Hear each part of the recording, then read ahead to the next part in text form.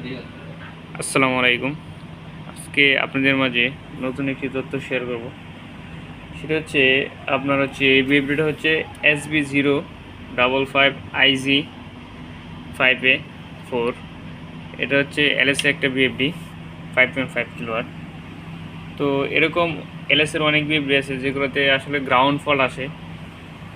তো গ্রাউন্ড ফল আসলে আপনারা কিভাবে সমাধান করবেন সেটা আপনাদেরকে আমি স্টেপ বাই স্টেপ দেখাবো। তো আপনারা যারা সম্পূর্ণ ভিডিওটা দেখবেন তাদের জন্য আশা করি অনেক উপকার হবে। ধৈর্য ধরে যদি সম্পূর্ণ ভিডিওটা দেখেন তাহলে যারা ইলেকট্রনিক্সে আগাতে চান বা এই বিএফডি নিয়ে কাজ করেন, যারা গ্রাউন্ড ফল সম্বন্ধে বিস্তারিত জানতে চান, তো তারা জানতে পারবেন আশা করি। তো কথা না বাড়িয়ে শুরু করি। তো আপনার যখন এই এলএস বিএফডিগুলোতে গ্রাউন্ড ফল আসবে, তো আপনি প্রথম স্টেপে যে কাজগুলো করবেন সেটা হচ্ছে আপনার গ্রাউন্ড ফল যদি ধরেন, এখানে দেখেন মোটরের লুট লাগানো আছে। যখন আপনার মোটরের লুট খোলা থাকবে, মোটর কোনো লুট লাগানো থাকবে না, লুট সারা অবস্থায় যখন আপনি পাওয়ার দিবেন, পাওয়ার দেওয়ার সাথে সাথেই যদি ধরেন কোনো দেরি না করে সাথে সাথেই যদি আপনার এই গ্রাউন্ড ফলটা আসে, তো সেটা কীভাবে সমাধান করবেন সেটা আমি দেখাই। তো প্রথম স্টেপ হচ্ছে আপনি আইজিবিটির গেটগুলো দেখতে পাচ্ছেন। এই যে আমি এই গেটগুলোর প্রথম স্টেপে খুলছিলাম, এখানে দেখতে পাচ্ছেন 3টা গেট আছে। এখানে 10 থেকে 15 ভোল্ট থাকে। এই 3টা গেট খুলে দিবেন। 3টা গেট যখন খুলে দিবেন, 3টা গেট খোলার পরেও যদি আপনার এই ফলটা চেঞ্জ হয়ে যায়, তাহলে মনে করবেন আপনার আইজিবিটিটা লিকেজ আছে। লিকেজ কেমনে? এটা হচ্ছে আপনার এখানে যদি আইজিবিটার লিকেজ থাকে, তাহলে ধরেন আমি এখান থেকে কন্ট্রোলিং থেকে কোনো এক্সটার্নাল রান দিব না। রান না দিলেও এখানে যদি ধরেন 15 ভোল্ট না আসে, যদি 5, 6, 7 ভোল্ট আসা থাকে লিকেজ থাকার কারণে, সেক্ষেত্রে আমার আগে এটা যদি ভোল্টেজটা পাওয়া যায়, গেটগুলো অন হয়ে থাকে, তাহলে সে এখানে আমাকে কী দেবে? গ্রাউন্ড ফল শো করবে। সেক্ষেত্রে আপনি প্রথম স্টেপ হচ্ছে এই 3টা গেট দেখতে পাচ্ছেন, আশা করি এই 3টা গেট খুলবেন, সাকার দিয়ে খুলবেন। খোলার পরে আপনি দেখবেন, তারপরেও যদি মনে করেন আপনার গ্রাউন্ড ফল আসে সাথে সাথেই, তারপরে পরের স্টেপে যাবেন, আপনি ডিসি বাস দেখবেন। সবাই তো ডিসি বাস মেগা হোমদা মাপেন, তো ডিসি বাসটা মাপবেন। অনেক সময় আছে যে ডিসি বাসের সমস্যা থাকে। তো এরপরে আপনি এখানে দেখতে পাচ্ছেন ডিস্ক টাইপ ক্যাপাসিটরগুলো আছে। তো এটা তো সম্পূর্ণ না খুলে একটা করে লেগ খুলেন। যদি এখানে যদি লিকেজ থাকে, প্রপার গ্রাউন্ডিং না থাকে বডির সাথে, তো সেক্ষেত্রেও আপনার এই গ্রাউন্ড ফল আসতে পারে। তো আপনি একটা একটা করে লেগ খুলবেন। লেগ খুলে আবার পাওয়ার দিবেন। পাওয়ার দেওয়ার পর যদি সমাধান হয়ে যায়, তার মানে বুঝবেন এখানে লিকেজ আছে। যেগুলো ভালো করে সোল্ডারিং করবেন, না হলে যেটা সমস্যা মনে হবে সেটা চেঞ্জ করে দিবেন। এরপরে স্টেপে হচ্ছে আপনি যেটা করবেন, সেখানে দেখবেন এখানে আমার র্যাবনটা দেখতে পাচ্ছেন। হ্যাঁ, এখানে কিন্তু একটা গ্রাউন্ডিং আছে এই কিবোর্ডের সাথে। এই গ্রাউন্ডিং লাইনটা আমরা খুঁজে বার করতে দেবো।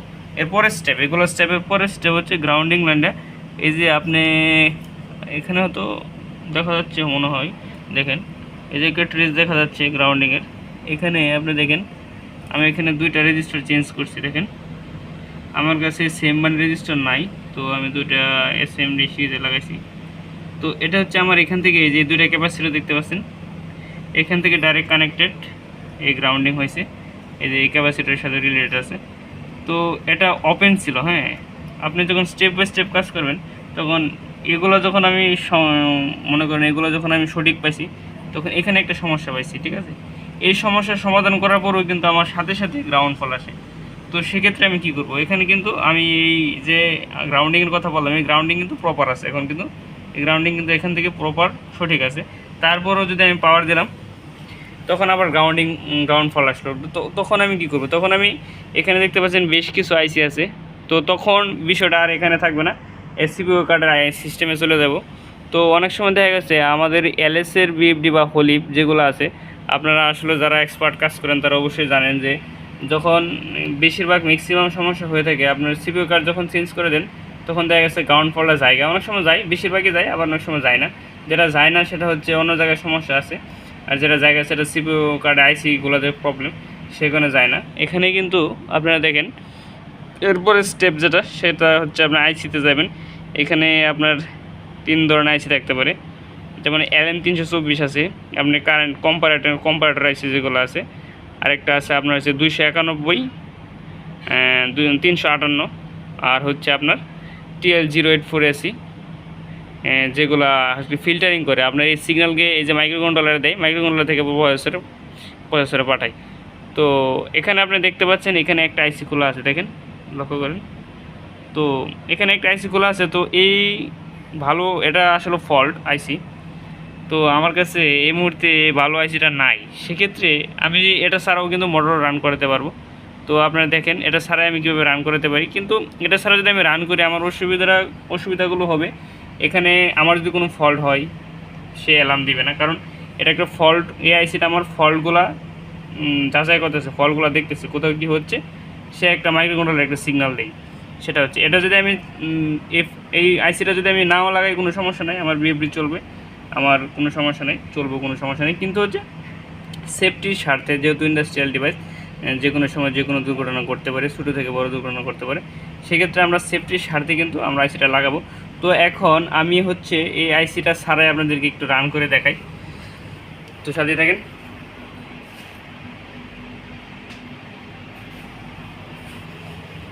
দেখেন এটা কিন্তু আমার রেডি মোডে আছে, তো আমি এখন রান দিব, তো আপনারা দেখেন।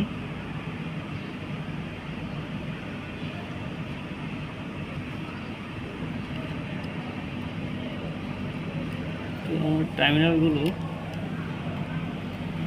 একটু ধরেন,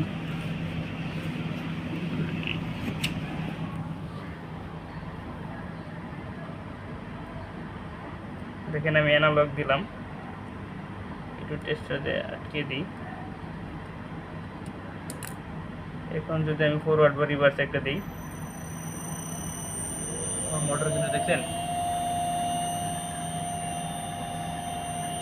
মোটর কিন্তু এই যে আমার স্পিড দেওয়া আছে 44 ফ্রিকোয়েন্সি সেট করা আছে, তো সেই জন্য এটা করতেছি। তো আমি অফ করে দিই, আপনাদের দেখানোর স্বার্থে আমি এটা লাগাইছিলাম। তো এই আইসি ছাড়াও কিন্তু চলবে, কিন্তু এই আইসিটা লাগানো আমাদের সেফটির স্বার্থে কিন্তু আইসিটা লাগাতে হবে। তো এভাবে স্টেপ বাই স্টেপ যদি আপনারা গ্রাউন্ড ফল বিষয়ে স্টেপ বাই স্টেপ আগান, তাহলে আশা করি আপনারা সমাধান করতে পারবেন। তো যারা সম্পূর্ণ ভিডিওটা দেখছেন তাদেরকে অসংখ্য ধন্যবাদ।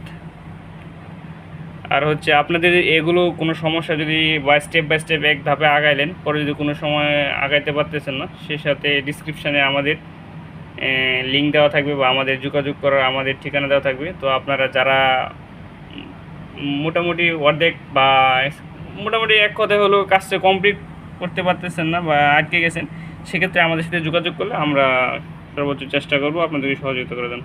ধন্যবাদ সম্পূর্ণ ভিডিওটা দেখার জন্য।